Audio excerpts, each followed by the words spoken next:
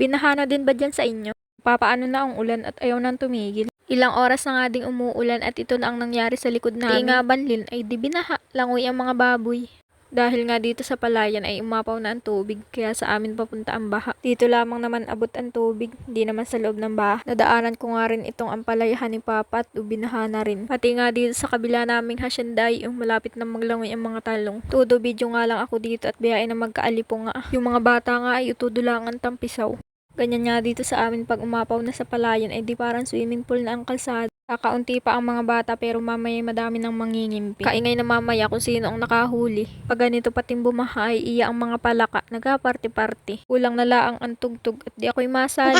Kanina nga paglabas ko ay ganito palang ang lagay ng palayan.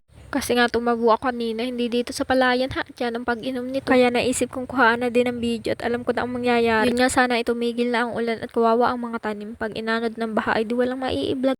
Wala ding pangbinta at kinanod ng baha. Kaya mag-iingat yung mga baha na ang lugar dyan. Bye!